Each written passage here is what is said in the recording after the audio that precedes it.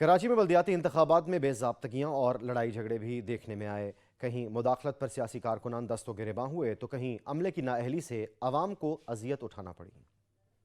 میں UC2 میں پی پی رہنما سلمان مراد نے پولنگ سٹیشن میں گھسنے کی کوشش کی۔ کھلاڑیوں نے بھرپور مزاحمت کی۔ پولنگ ایجنٹس کے لاکھ منع کرنے کے باوجود سلمان مراد داخل ہو گئے۔ یوں تو میں ہو گئی اور پولیس کو مداخلت کرنا پڑ گئی۔ ضلع وسطی نارتھ ناظم آباد ٹاؤن UC3 میں نقاب پوش نامعلوم افراد پولنگ سٹیشن میں گھس گئے اور پولنگ عملے اور RO کو ہراساں کیا۔ کراچی ڈسٹرکٹ ملیر آنسو گھوٹ UC2 میں کھلاڑی اور متوالے آمنے سامنے آ گئے، جس پر SSP ملیر موقع پر پہنچ گئے۔ ماڑی پور ٹاؤن میں واقع مچھر کالونی کی UC6 کے 4 پولنگ سٹیشنوں میں پولنگ کا عمل انتخابی امیدواروں کی مداخلت کے باعث سست روی کا شکار ہو گیا، جس پر پیپلز پارٹی نے الیکشن کمیشن کو شکایت درج کروا دی۔ ضلع وسطی گلبرگ ٹاؤن UC4 وزیر جہاں اسکول میں پولنگ عملہ موجود تھا مگر ڈبے غائب ہو گئے۔ عملے نے پولیس پر الزام لگا دیا۔